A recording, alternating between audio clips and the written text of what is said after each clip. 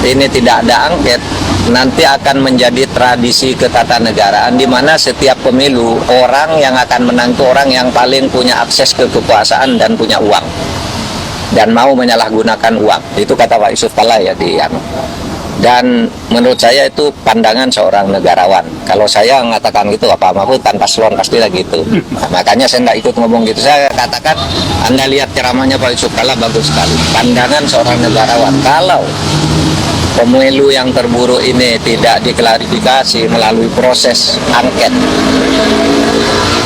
maka nanti pada saatnya akan ketemu krisis politik dan krisis ekonomi. Krisis ekonomi itu konon akan terjadi beberapa bulan ke depan. Kalau politiknya belum selesai, lalu ini ketemu yang menjadi korban nanti negara. Ini Pak Yusuf Kalla yang saya pahami dari ceramahnya. Oke? Dan kalau soal hukum, kalau terjadi putaran kedua itu nanti 26 Juni ya.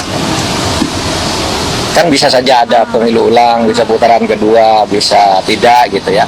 Setelah MK menetapkannya? Iya, jadi tidak akan mengganggu agenda konstitusi.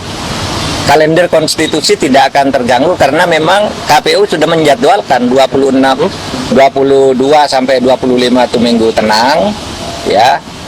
Kemudian pemungutan suaranya 26 Juni. Apakah itu ulang atau apa gitu ya. Kalau itu memang MK nanti memutuskan seperti itu. Jadi jangan bilang pemilu udah selesai. Jadwalnya sudah ada 26 Juni. Sudah ada jadwalnya. Prof, Sirekap tidak lagi menampilkan diagram suara, gimana Prof tanggapannya Prof? Ya itulah salah satu masalah di KPU. Menurut saya orang-orang KPU itu tidak ada yang bisa mengendalikan IT-nya di sana. Tidak ada yang bisa mengendalikan karena mereka tidak paham. Sehingga orang lain yang tahu bahwa itu udah berpindah lebih dari 10 kali. Tempat penyimpanan datanya dan sebagainya itu, servernya, itu kan sudah ada tanggal sekian berpindah, tanggal sekian ditutup, tanggal sekian ini data masuk, lalu dikeluarkan lagi, masuk lagi. Menurut saya KPU itu bukan sengaja, dia tidak tahu, tidak menguasai teknologi mereka. Ya sama dengan saya lah. Oleh sebab itu, saya usulkan audit digital forensik.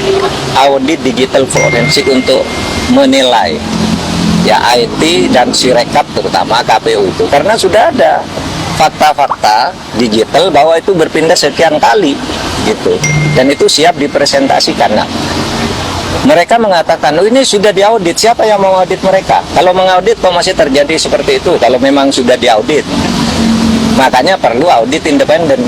KPU harus berani untuk membuka dirinya kalau mereka jujur, ya diaudit saja. Dan akui, saya memang tidak menguasai, saya tidak bisa mengendalikan karena saya bukan ahli IT, kan gitu aja.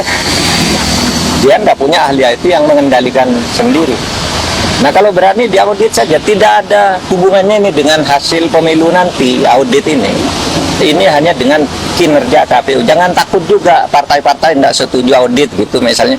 Tidak akan berubah pada hasil yang nanti ditetapkan berdasar hitungan manual. Tapi audit ini penting agar kedepannya orang tidak ugal-ugalan seperti KPU sekarang. Udah diperingatkan pelanggaran etik beberapa kali gitu kan, sebenarnya udah secara moral udah tidak seharusnya udah mundur lah, tapi ya mereka tidak mau juga, mungkin terikat kontrak untuk tidak mundur.